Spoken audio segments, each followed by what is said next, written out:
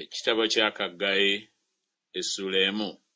Mu mwaka ogwokubiri ogwa Daliyo kabaka mu mwezi ogw'omukaaga ku lunaku olw'omwezi olw'olubereberye, ekigambo kya Mukama ne kijjira mu Kaggayi nnabbi eri Zerubabeeri mutabani wa Seyalutyeri ow'essaza lya Yuda, n'eri Yosuwa mutabani wa Yekozadaaki kabona asinga obukulu nga kyogera nti, bw'ati bw'ayogera Mukama w'eggye nti, abantu bano boogera nti, kaakano si kye kiseera ffe okujja, ekiseera eky'okuzumbiramu ennyumba ya Mukama.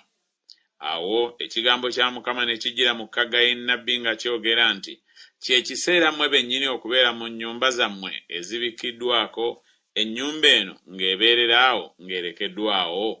Kale nno bw'ati bw'ayogera Mukama w'eggye nti, mulowooze amakubo gammwe.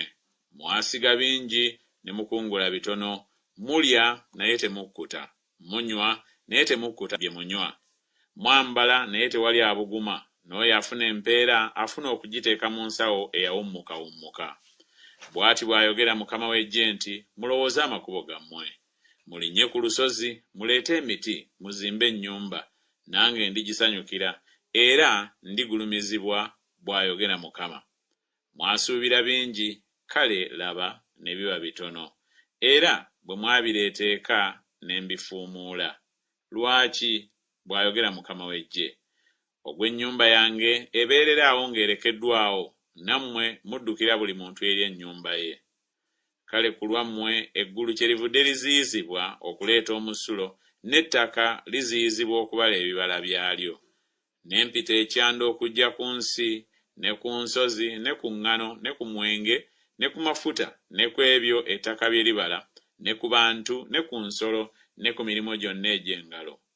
Awo Zerubabeeri mutabani wa Seyalutyeri ne Yosuwa mutabani wa Yekozadaaki kabona asinga obukulu wamu n'abantu bonna abafisseewo ne bagondera eddoboozi lya Mukama Katonda waabwe n'ebigambo bya Kaggayi nnabbi nga Mukama Katonda waabwe bwe yamutuma. Abantu ne batya mu maaso ga Mukama. Awo Kaggayi omubaka wa Mukama n'agamba abantu ng'ayima mu bubaka bwa Mukama nti, nze ndi wamu nammwe, bw'ayogera Mukama. Awo Mukama n'akubiriza omwoyo gwa Zerubabeeri mutabani wa Seyalutyeri ow'essaza lya Yuda, n'omwoyo gwa Yosuwa mutabani wa Yekozadaaki kabona asinga obukulu, n'omwoyo gw'abantu bonna abaali bafisseewo, ne bajja ne bakola omulimu mu nnyumba ya Mukama w'eggye Katonda waabwe.